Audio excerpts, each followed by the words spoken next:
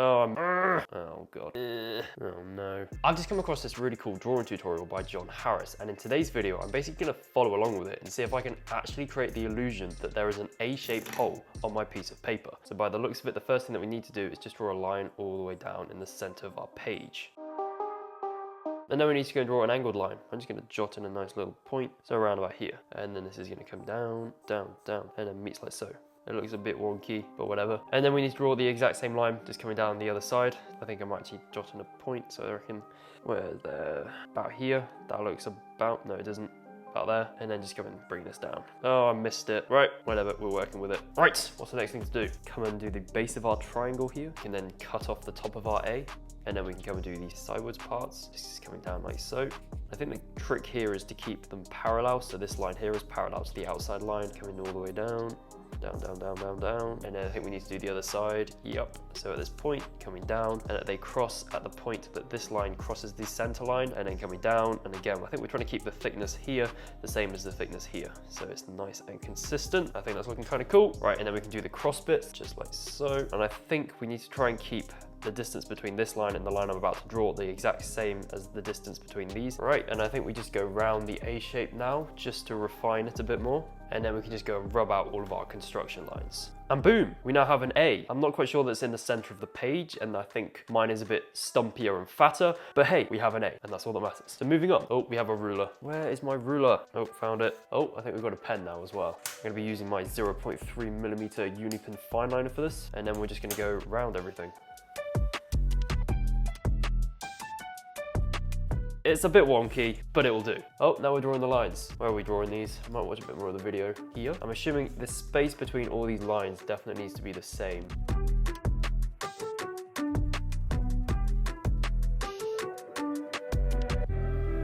So there you go, that's all the lines done. I'm pretty sure they're all parallel and the thicknesses are consistent throughout the entire things. But yeah, let's move on. Oh, we're going diagonal now. Right, so we're joining this bit with this bit. And then we're joining this bit with this bit. And I'm assuming that we actually want these, if you did continue it, to be parallel. Oh, it's gonna look a bit iffy. It looks okay. It's not too bad. It's not as bad as I thought. And then we're connecting this line to here. Oh no, I think this is gonna be iffy as well. Oh no, this is getting confusing. There's too many lines. And then we're gonna join this one to here, like so. I reckon that's all right. And then we're gonna join this one up here, like so. I don't really know what's going on anymore. This is not good. Stick a line in here. That is dreadful. Here, so this is gonna come down here. There is hope. I think I know what I'm doing now. These will need to be nice and parallel and joined like so.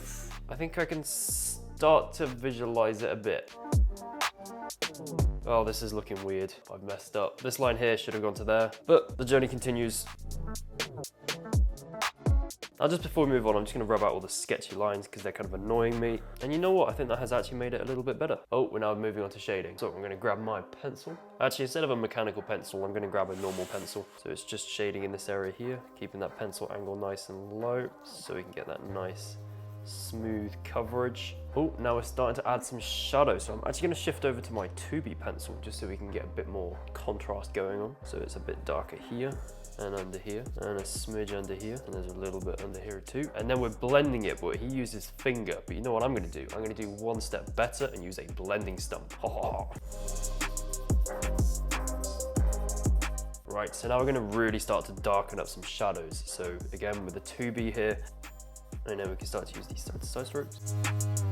Using lots and lots of layers here to try and get it looking really nice and smooth, and I can always come back into it with the blending stump in a second. Right, and then we're coming up here, and then we're going to darken up here too, and then just start to make a nice gradient from this darker bit here. Oh, and then we're really darkening stuff up at the bottom here, just cleaning up the line here.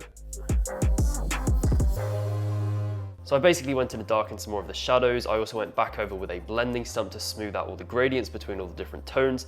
And yeah, I think it looks all right. There's definitely some lines that aren't exactly the same distances from one another, and they're not exactly all parallel.